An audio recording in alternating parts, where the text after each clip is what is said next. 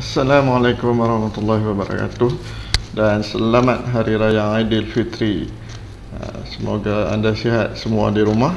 Sebelum kita mulakan kelas sains kita berkenaan dengan tajuk hari ini, pembiakan tumbuhan, kita baca doa dulu untuk meminta keberkatan dalam kelas kita secara PDPR. Bismillahirrahmanirrahim. Allahumma aftah alaina hikmataka wa anshur alaina min hadaina rahmatika ya arhamar rahimin. Rabbi shrah li sadri wa yassir li amri wahlul 'uqdatam min lisani yafqahu. Amin. Baik, apa yang dimaksudkan pembiakan? Pembiakan ni adalah satu cara untuk mendapatkan anak ataupun zuriat atau generasi. Maknanya dia beranak pinak lah. Pembiakan senang kita ingat, dia beranak pinak, dia jadi banyak. Mana? Ada berapa cara tumbuhan membiak? Dalam kelas yang lepas kita dah bincangkan. Semuanya ada 6 cara pembiakan tumbuhan. Okey, apakah cara-cara pembiakan tumbuhan? Jom kita tengok video ni.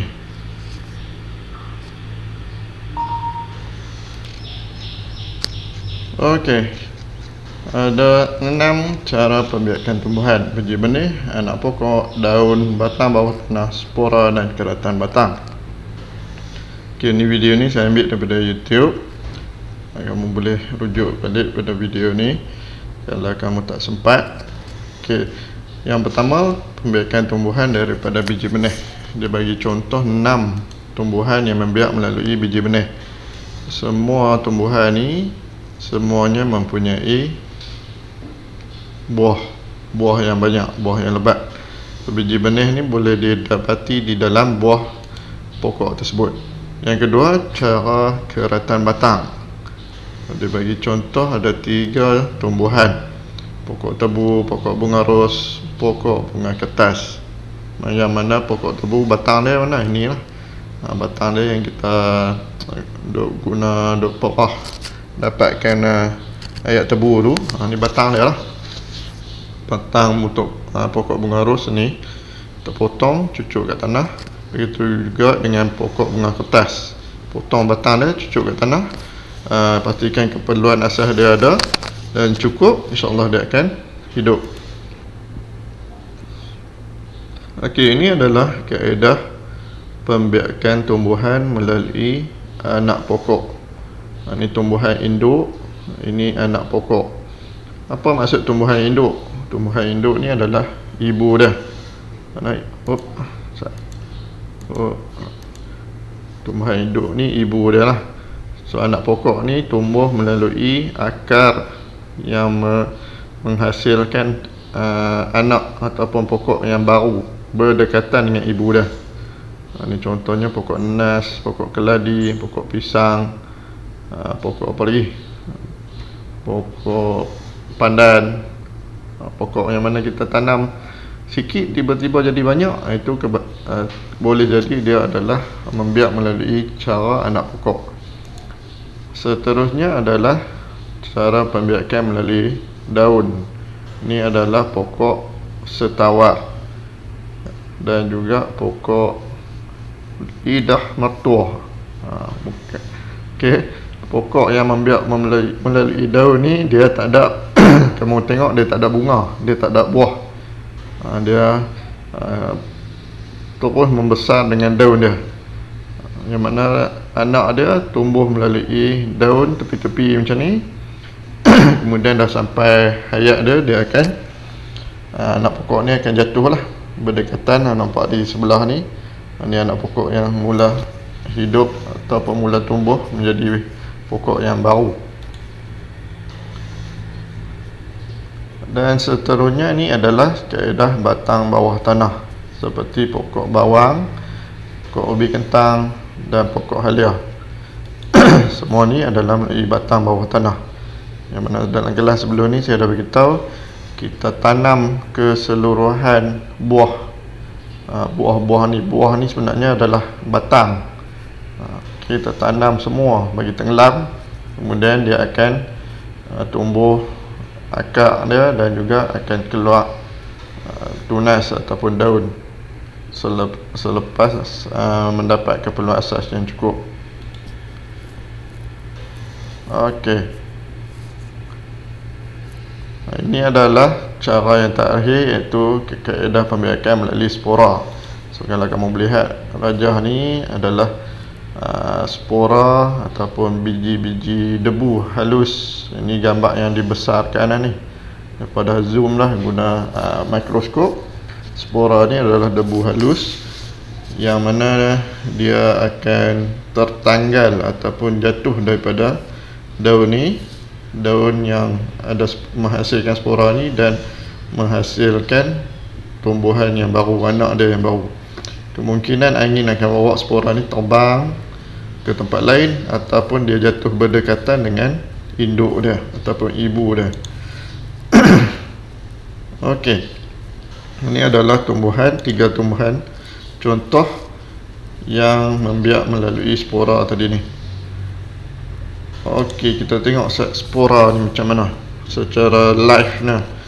Okey, saya ambil ni juga daripada video dalam YouTube. Kamu boleh type je, search spora paku pakis.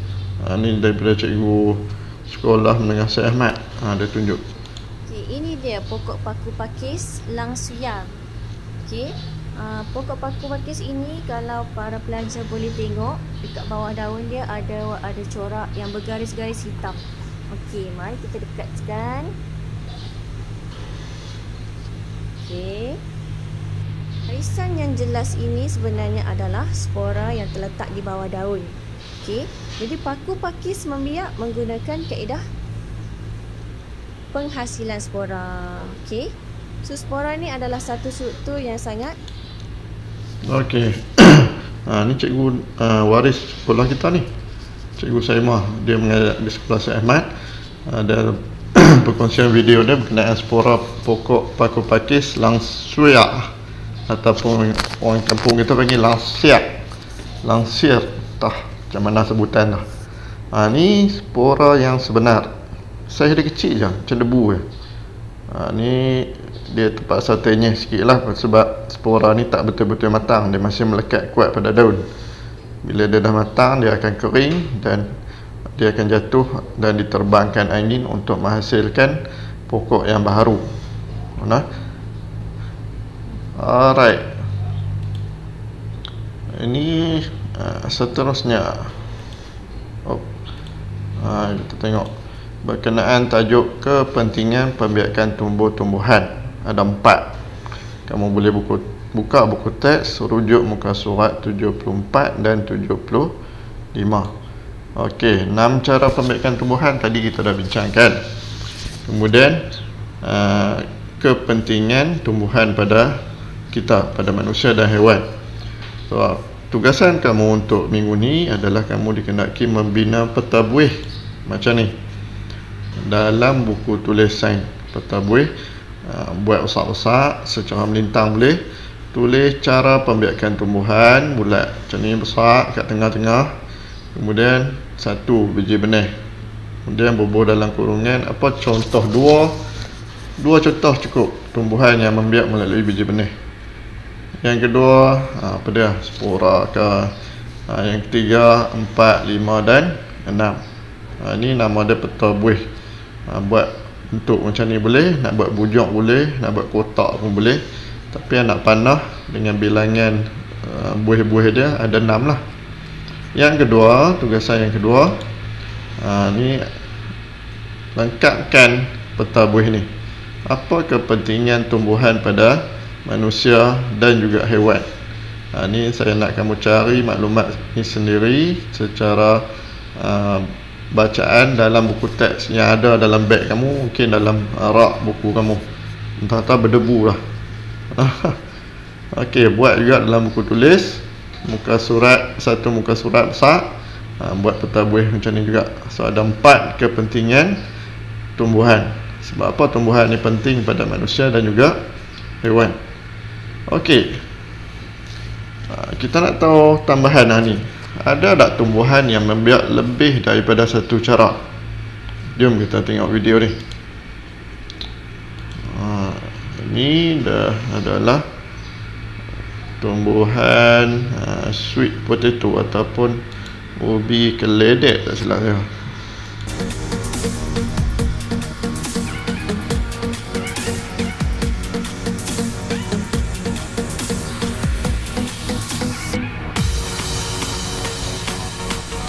Ini dalam video YouTube.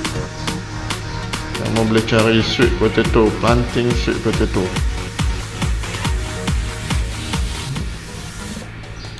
Nampak? Dia rendam. Cara yang pertama dia rendam. Ini melalui kaedah apa ni? Daripada buah dia. Melalui buah dia rendam. So ni buah dia ni kita kenali sebagai batang bawah tanah lah, kan? Ni contoh nak tanam kaedah batang bawah tanah.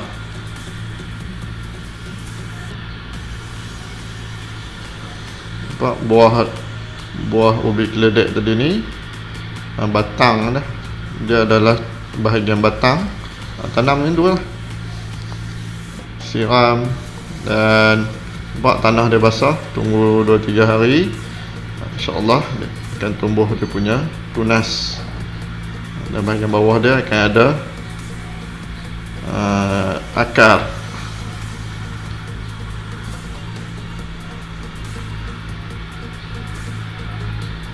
Ini kaedah batang bawah tanah untuk pokok ubi keledek.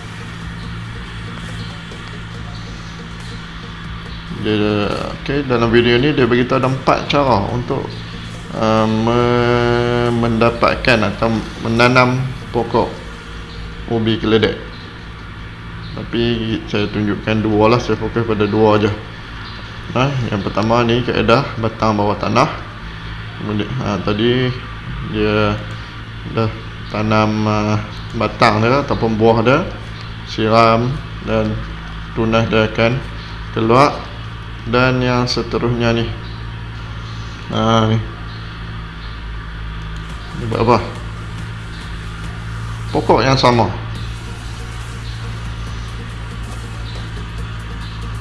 Ini kaedah apa ni? Pokok yang sama lah.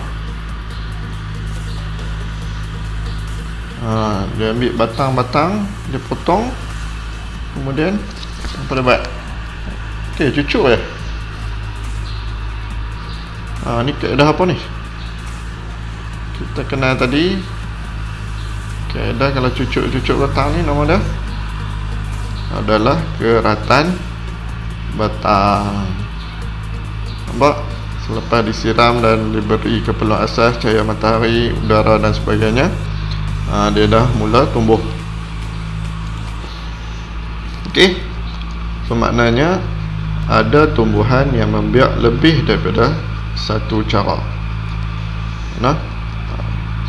Untuk tugasan kamu pada minggu ni, saya ulang sekali lagi. Yang pertama, yang ni buat dalam buku tulis sains, buat elok-elok, angkatkan nombor 2, 3, 4, 5, 6 ni. Kemudian yang kedua, muka surat kedua, nyatakan 4 kepentingan tumbuhan. Buat macam ni juga elok-elok dalam buku tulis. Dan yang terakhir, senaraikan, cari tumbuhan yang boleh membiak lebih daripada satu cara. Tadi contoh saya bagi video tadi, kamu boleh ulang tengok, adalah pokok ubi keledek. Cari maklumat ni, sebab maklumat ni boleh cari di dalam YouTube. Dalam kat tangan kamu ada internet, ataupun boleh tanya adik-beradik dan waris kamu yang tinggal bersama-sama. Jangan pergi meronda-ronda pula. Okey, kita jumpa lagi pada kelas akan datang. Assalamualaikum warahmatullahi wabarakatuh. Nak pergi tengok traktor dekat sebelah lah.